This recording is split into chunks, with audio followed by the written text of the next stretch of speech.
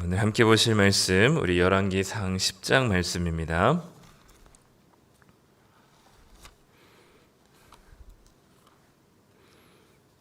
열왕기상 10장 14절부터 29절까지 말씀, 구약성경 531쪽에 있습니다.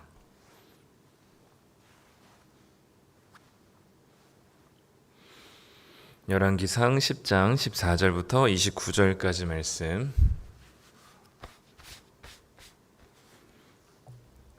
우리 다 찾으셨으면 한 목소리로 14절부터 29절까지 함께 읽겠습니다.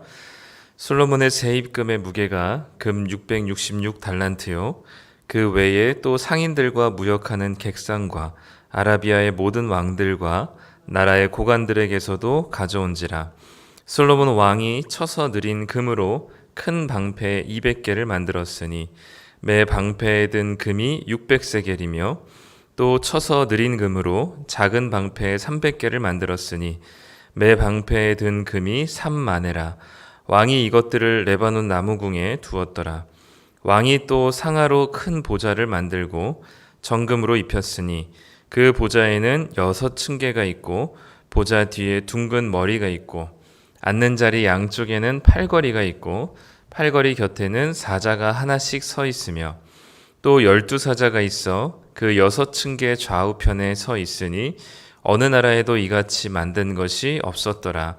솔로몬 왕이 마시는 그릇은 다 금이요 레바논 나무궁의 그릇들도 다 정금이라.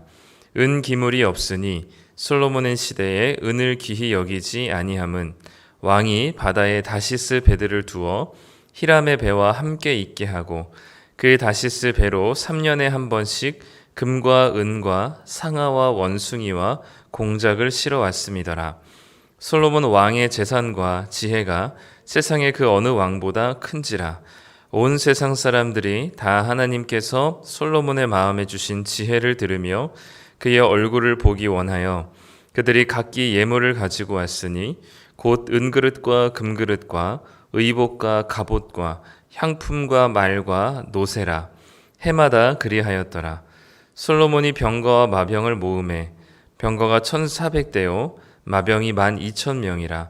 병거성에도 두고 예루살렘 왕에게도 두었으며 왕이 예루살렘에서 은을 돌같이 흔하게 하고 백향목을 평지에 뽕나무같이 많게 하였더라. 솔로몬의 말들은 애굽에서 들여왔으니 왕의 상인들이 값주고 산 것이며 애굽에서 들여온 병거는 한 대에 은 600세겔이요 말은 한 필에 150세겔이라. 이와 같이 헷사람의 모든 왕과 아람 왕들에게 그것들을 되팔기도 하였더라.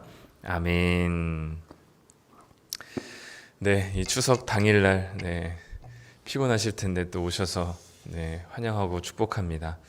어제는 이렇게 분단 대표였는데 오늘은 교회 대표로 우리 김정일 지사님 함께 오셨는데 우리 또 오늘 말씀 나누고 기도하고 또 오늘 추석 명절을 또 잘 보내셨으면 좋겠습니다. 오늘 솔로몬의 이런 여러 가지 부귀 영화들이 기록이 많이 되어 있죠. 특별히 오늘 이렇게 기록되어 있는 게 금이 그 세입금으로, 그러니까 세금으로 들어오는 금이 굉장히 많았다. 666달란트다 이렇게까지 얘기하는데요. 그 돈이 금이 많았기 때문에 그 금으로 방패를 만들어요. 큰 방패도 만들고 작은 방패도 만들고 그리고 예루살렘 궁 안에서 사용하는 모든 그릇들은 다 금으로 만들게 됩니다. 그래서 솔로몬의 부귀 영화가 얼마나 큰지 그리고 정말 다른 나라에 비해서 이 솔로몬이 가지고 있는 재산과 이 이스라엘의 나라가 얼마나 부강하게 됐는지를 표현해주고 있는데 사실 오늘 본문은 좀 긍정적인 평가보다는 좀 부정적인 모습들이 좀 많습니다. 왜냐하면 자고로 이렇게 뭔가 물건을 만들 때는 그 물건의 쓰임에 맞게 만드는 게 이제 일반적이죠. 그래서 그 쓰임에 맞게 원래는 이 방패면 한 사람이 군사가 들고 어떤 그 공격들을 막을 수 있는 좀 단단하고 그리고 가볍게 그렇게 만들어야 되는 쓰임에 맞게 만들어야 되는데 금 방패를 가지고 뭔가 싸울 수 있을까요? 절대 못 싸우죠. 그러니까 방패는 방패답게 만들어야 되고 그 쓰임에 맞게 만들어야 되는데, 지금 금으로 방패를 만들고 큰 방패를 만들고 작은 방패를 만들었다는 것은, 이것은 장식용인 거죠. 이 방패를 가지고 뭔가 전쟁에서 사용한다는 게 아닙니다. 그래서 이 방패도 그렇고, 그리고 이 솔로몬이 안고 있는 그 보좌와 그 보좌 좌우편에 이제 올라가는 층계가 6층계 좌우에 12사자가 이렇게 모형이 있었습니다. 물론 이 이스라엘의 왕이 유다 지파를 통해서 나왔기 때문에 유다 지파의 특징 그 어떤 상징이 바로 사자였거든요. 그래서 이제 사자의 모형들을 이렇게 해놓고, 또 그릇도 금그릇으로 만들었어요. 그래서 굳이 이 지금 방패나 그릇이나 이런 것들을 금으로 만들어서 사용할 이유가 있느냐? 쓰임에 맞게 그 물건들을 본다면, 사실 지금 이 솔로몬이 만든 금 방패 그리고 금 그릇들은 사실 그 쓰임을 얘기하기보다는 이 솔로몬이 얼마나 많은 재산과 또 그리고 이 나라가 얼마나 부강한지를 보여주는 과시용으로 만든 거죠. 그렇기 때문에 지금 앞에서 이 전까지는 하나님께서 솔로몬에게 주신 복들이 크고 많다라는 이야기를 하면서 늘 함께 동반되었던 얘기가 뭐냐면 지혜였습니다. 그러니까 하나님께서 이 솔로몬에게 지혜를 주셨고, 그래서 그 하나님께서 주신 지혜를 가지고 사람들이 궁금해하며 오게 됐고, 그 온 사람들이 많은 예물을 가지고 나왔기 때문에 솔로몬에게 주신 지혜로 어떻게 이렇게 하나님이 주신 부와 명예를 누릴 수 있게 됐느냐라는 것들이 바로 앞에까지 나왔다면, 오늘 우리가 읽은 이 14절부터 29절까지 본문에는 지혜에 대한 이야기가 딱 한 절밖에 기록이 되지 않아요. 10장 24절에 온 세상 사람들이 하나님께서 솔로몬의 마음에 주신 지혜를 듣기 위해서 그 얼굴을 보기 원하여 라고 하는 아주 짤막한 지혜에 대한 서술 말고는 오늘 긴 본문 중에 하나님의 지혜에 대한 이야기는 거의 없습니다. 그러니까 오늘 본문에서는 솔로몬이 자신에게 주신 지혜가 누구로부터 왔는지를 망각한 채 자기에게 주어진 부와 명예가 얼마나 큰 것인지를 과시하기 위해서 사람들에게, 그리고 금방패를 만들어서 장식하고, 그리고 예루살렘 궁 안에서 쓰는 그릇들을 가지고 금으로 만들면서 이것을 얼마나 자기의 이 명예와 부를 과시하고 있는지를 아주 보여주고 있는 것이죠. 그래서 모두 원래 목적과 다른 목적으로 만들어진 물건들과 그리고 지혜에 대한 이야기가 거의 나오지 않는 것을 보면, 지금 이 본문은 하나님으로부터 받은 솔로몬의 축복이라기보다는 솔로몬이 주어진 자신의 재산과 부귀 영화를 가지고 얼마나 많은 사치를 부리고 있는지를 보여주고 있습니다. 그리스도인들에게는 하나님이 주신 물질의 풍성함을 누릴 수 있는 자유가 있습니다. 그래서 하나님이 주신 것들을 통해서 100%다 정말 이웃을 위해서만 쓰고 자기 자신을 위해서 하나도 남기지 말고 뭔가 쓰지 말라고 하시지 않으세요. 주님께서 주신 것들은 충분히 누릴 자격이 있으십니다. 그럼에도 불구하고 그것이 절제되지 않으면 그것은 하나님보다 물질을 더 의존하고 자신에게 주어진 물질을 과시하게 되기 때문에, 하나님께서는 그리스도인들에게 주신 물질들을 충분히 향유하고 누릴 수 있는 자유와 권리가 있지만, 그것들을 어느 정도 선에서 절제하지 않는다면 그것은 절대로 하나님께 영광이 되지 않고 스스로에게도 이 물질에서 자유롭지가 못하게 되는 겁니다.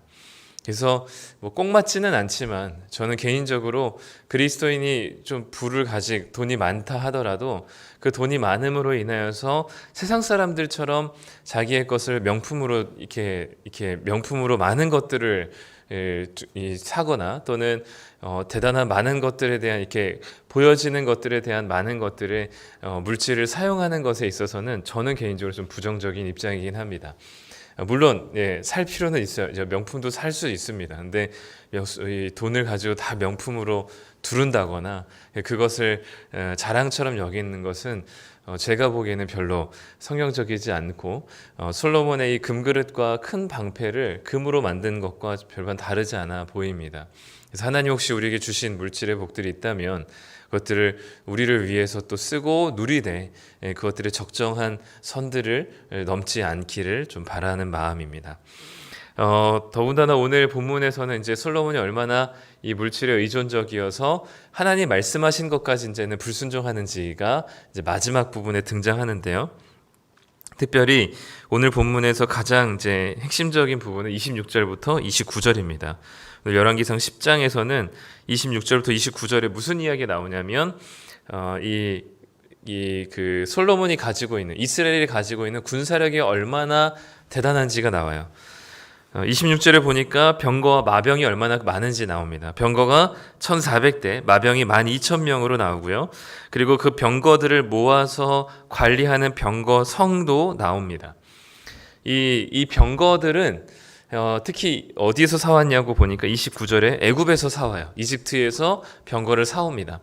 이 병거는 이제 말이 끄는 마차죠. 그리고 이 마차 안에서 이제 병사들이 타고 창과 칼을 휘두르면서 화살을 쏘면서 이제 전투를 벌이는 겁니다. 지금으로 말하면 이제 탱크 같은 거죠. 그래서 일반 그 보병들이나 또는 바닥에서 이렇게 땅바닥에서 막 달리면서 싸우는 사람들에 비해서 이 병거를 가진 사람들이, 말이 또 병거가 이렇게 그런 사람들을 이제 그 바닥에 있는 보병들을 막 이제 치고 받고 싸우는 거죠. 그렇기 때문에 이 병거가 굉장히 강력한 무기이자 군사력이었습니다. 그런데 하나님께서 이 그 신명기 17장에요. 하나님께서 이 왕이 될 사람에게 하지 말아야 될 것들 몇 가지를 하나님께서 경고하십니다. 그 중에 하나가 뭐냐면 병거를 많이 두지 말라는 거죠. 그래서 14절에서도 보면 만약에 너희들이 우리도 왕을 세워야겠다는 생각이, 신명기 17장 14절부터 보면 왕을 세워야겠다는 생각이 나거든 16절에 보면 왕은 병마를 많이 두지 말 것이요 병마를 많이 얻으려고 그 백성을 애굽으로 돌아가게 하지 말 것이니, 그리고 17절에 그에게 아내를 많이 두어 그의 마음이 미혹되게 하지 말 것이며 자기를 위하여서 은금을 많이 쌓지 말 것이니라 라고 기록되어 있습니다. 즉 하나님께서 아직 그 모세가 지금 이제 이스라엘 백성들을 이끌고 있는 때에 하나님께서 나중에 너희들이 왕을 세우겠다고 결심이 되거든 그 왕은 이것 하지 말아야 된다. 특히 아내를 많이 두지 말 것이고 병거를 두지 말 것이고 병거를 사기 위해서 애굽으로 돌아가지 말 것이며 은금을 많이 쌓지 말라라는 이야기를 하십니다. 근데 이 하나님께서 말씀하신 신명기 17장의 말씀에 거의 정반대로 지금 솔로몬이 행하고 있죠.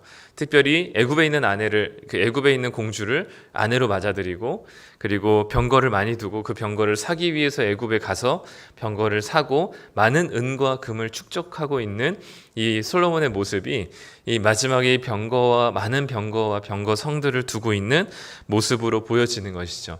하나님께서 다윗이 인구조사를 마지막 이제 다윗이 안정기에 들어갔을 때 인구조사를 했을 때 하나님께서 그 인구조사에 대해서 재앙을 내리시거든요. 근데 인구조사가 왜 재앙을 내릴 일이냐? 사실 하나님께서 인구조사 자체를 싫어하지 않습니다.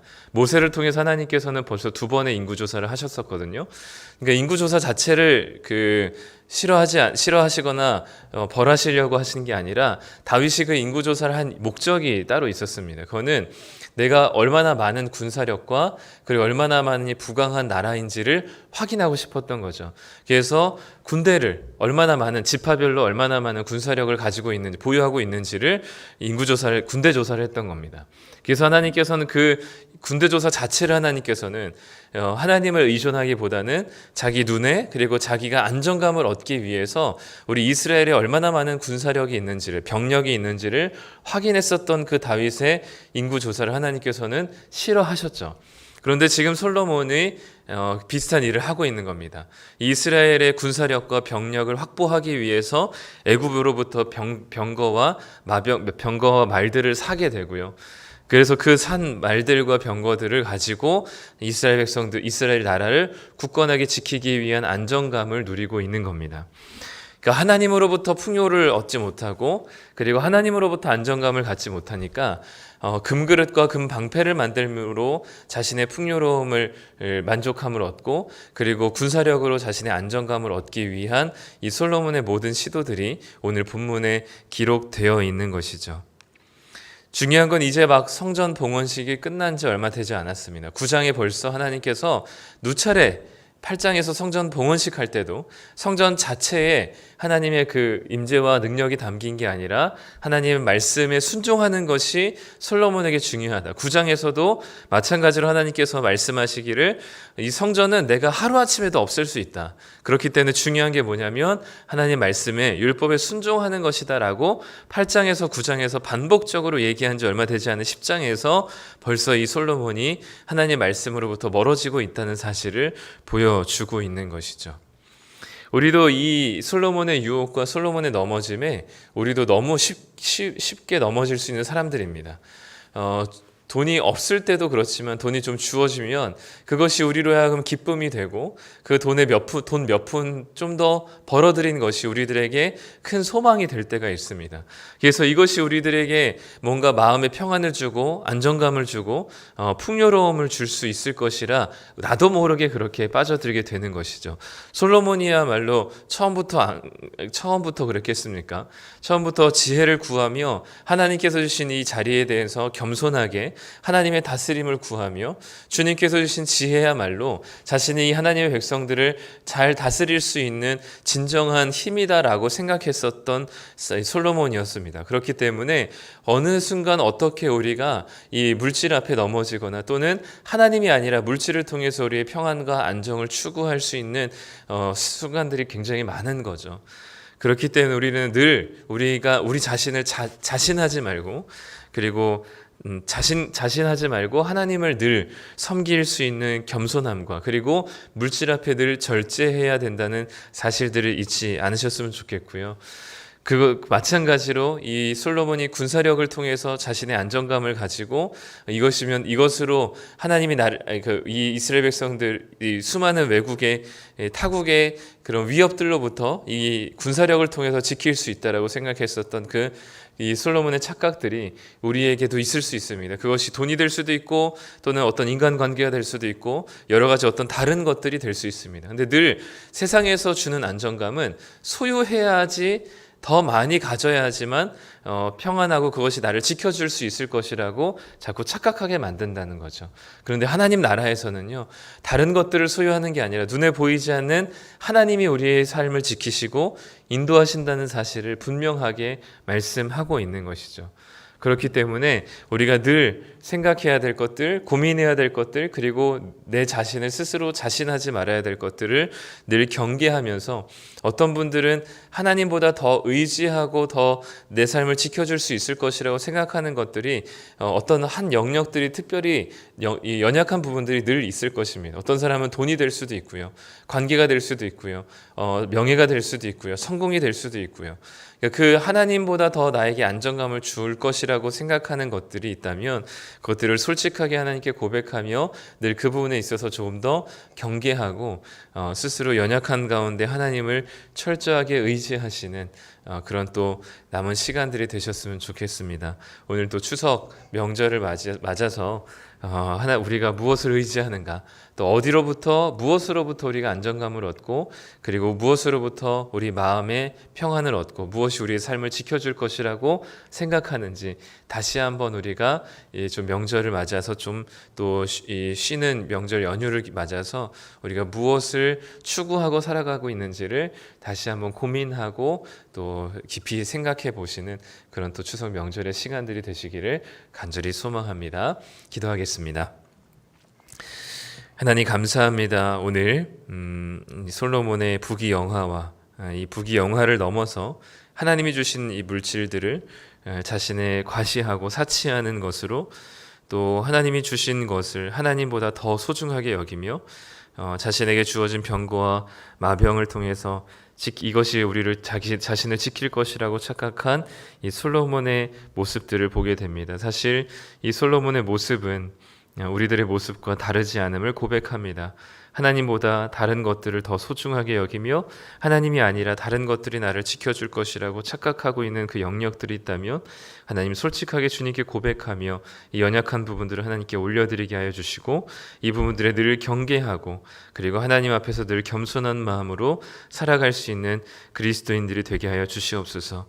늘 우리 속에 꿈틀대고 있는 우리들 안의 욕심과 하나님보다 더 소중하게 여기고 싶어하는 그 여러 가지 마음들을 하나님 주님께 내려놓게 하여 주시고 하나님께서 우리를 늘 다스려 주시며 솔로몬에게 깨우쳐 주셨던 것처럼 주님의 말씀으로 늘 우리에게 하나님의 말씀으로 경계하게 하여 주시고 그 말씀을 붙들고 살아갈 수 있는 자들 되게 하여 주시옵소서. 추석 명절 동안 또 만나는 가족들과 평화롭게 하여 주시며 함께 만나는 시간들이 즐겁게 하여 주시며 하나님이 주시는 그 은혜 가운데 함께 나누는 풍성한 은혜가 있게 하여 주시옵소서. 감사드리며 예수님의 이름으로 기도드립니다. 아멘.